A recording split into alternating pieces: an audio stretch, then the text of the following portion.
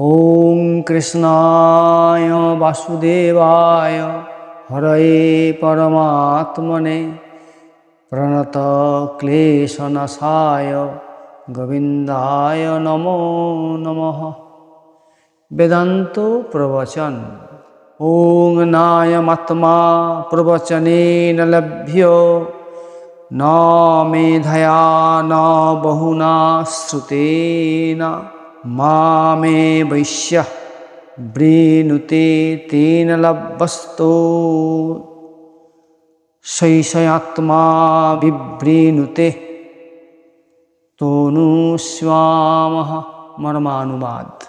যারা শাস্ত্রের কথা শুনে শেখানো বলিতে শুধুমাত্র শাস্ত্রীয় ভাষণ দেয়, তারা পরমাত্মা শ্রী ভগবানকে লাভ করতে পারে না। যারা শুধু শাস্ত্রের কথাই বলে যায়, অর্থাৎ শেখানো, শাস্ত্র শিখে যেটুকু পারেন সেটুকু বলে যান, যাদের মধ্যে কোনো গভীরতা নেই, সামান্যতম শাস্ত্র শিখে যারা বলে যান, তারাও পরমাত্মা ভগবানকে লাভ করতে পারে না।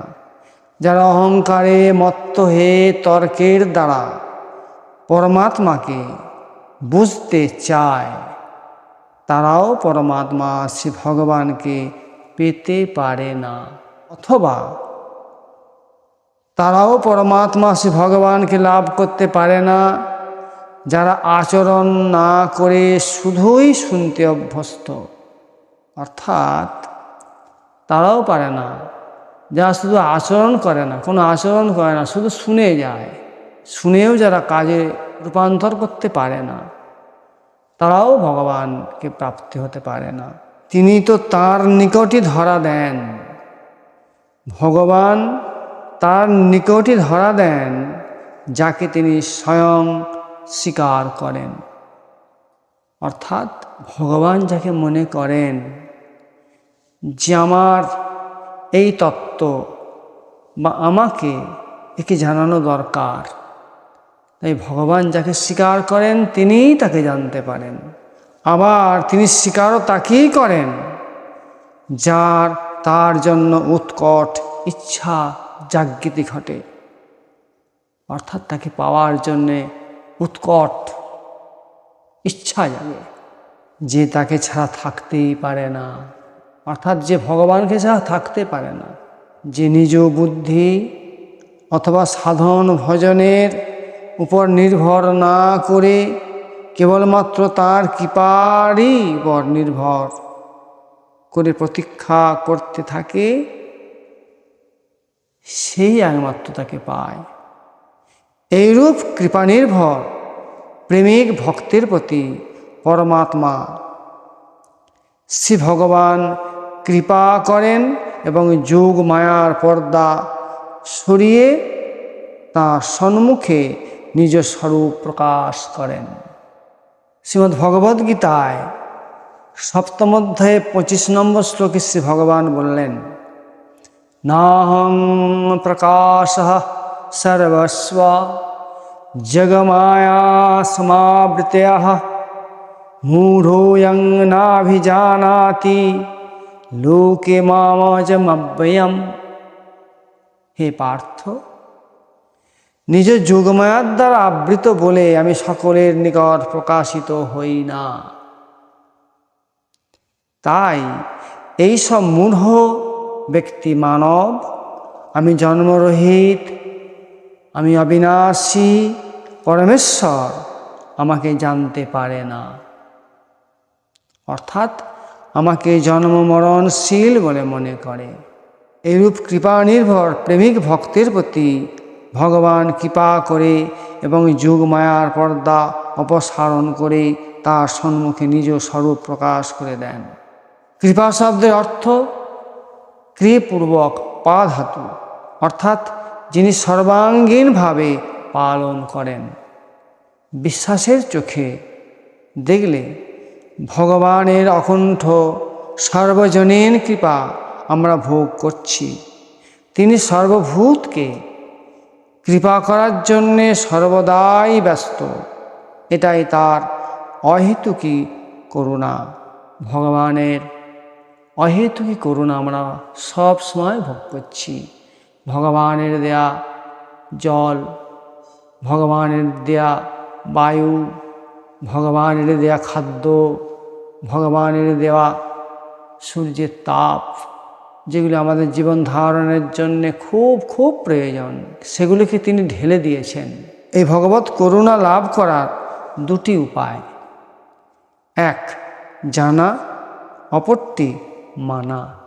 সর্বকালে সমগ্র ব্রহ্মাণ্ডে কিছুমাত্র এমন কোনো বস্তু নাই যা চিরকাল আমার বা আমাদের সঙ্গে থাকতে পারে, নেই, এমন কেউ নেই, বা আমিও কারুর নই যে আমি চিরকাল তার সঙ্গে থাকবো, সেও চিরকাল আমার সঙ্গে থাকবে।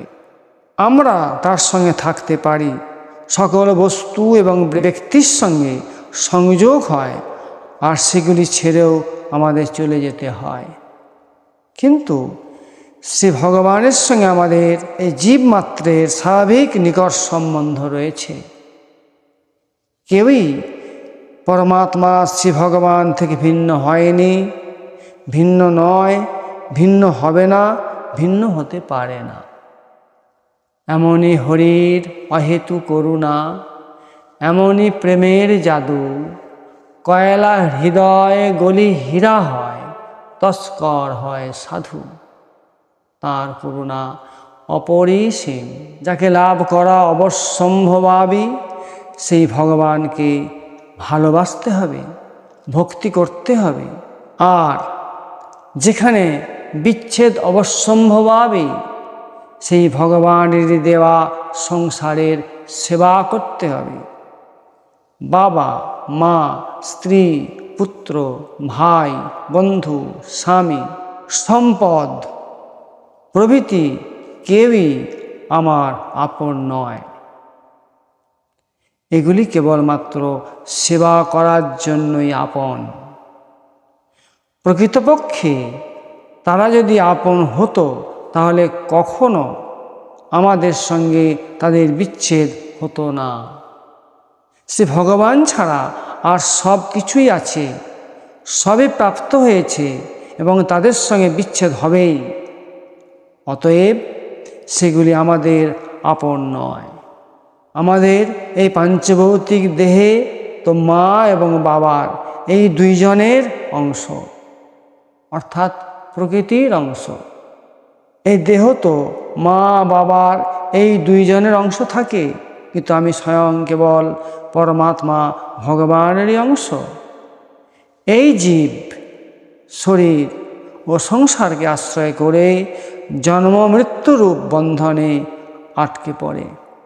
শ্রী ভগবান বললেন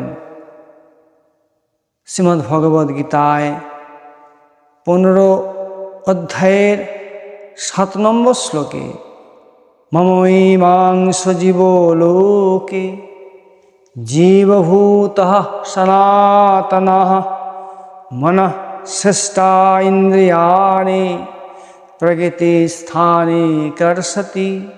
হে পার্থ, এই দেহে জীবাত্মা আমারই সনাতন অংশ এবং প্রকৃতিতে স্থিত হয়ে মন সহ পঞ্চ ইন্দ্রিয়কে আকর্ষণ করে, অর্থাৎ জীব আমার অংশ।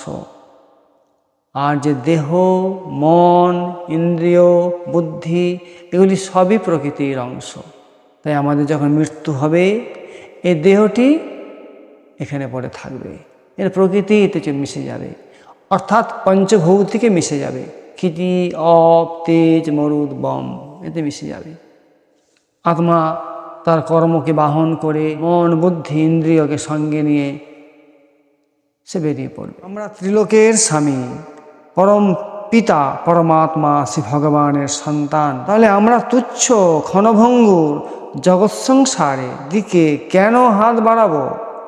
যারা সংসারমুখী হয়, সংসার তাদের নিজের দাসে পরিণত করে, কিন্তু যারা ঈশ্বরমুখী হয়, স্বয়ং ভগবান তাদের দাস হয়ে যান এমন পরম সুহৃদ বন্ধু প্রভুকে ত্যাগ করে সংসারকে চাওয়া অর্থাৎ সংসারের দিকে আকর্ষণ করা তো কত বড় মূর্খতার কথা এবং কত বড় ভুল। এই জীব অবিনাশী, অর্থাৎ জীবের বিনাশ নাই। এই দেহের বিনাশ আছে, কিন্তু জীবাত্মার বিনাশ নাই। কিন্তু স্বয়ং অবিনাশী হয়েও জীব বিনাশশীল।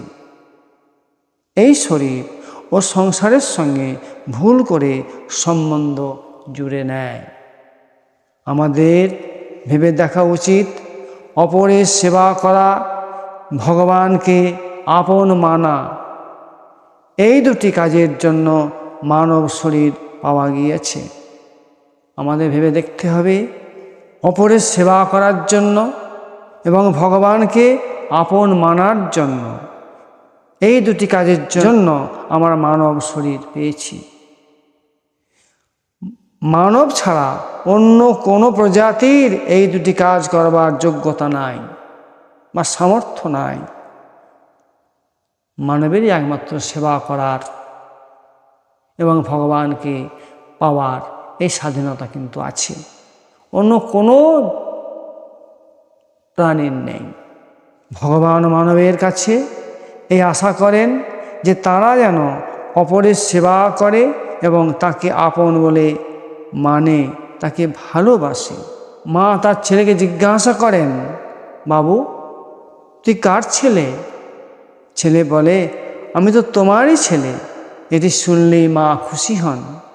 তেমনি পরমাত্মীয় পরমাত্মা ভগবান তাঁর সৃষ্ট জীব এই মানবের কাছে শুনতে চান যে তারা তাকে আপন বলুক, তাকে আপন বলে ভালোবাসুক। সে ভগবানকে আপন করে নেওয়া ছাড়া ভগবানকে পাওয়ার অন্য কোনো উপায় নাই।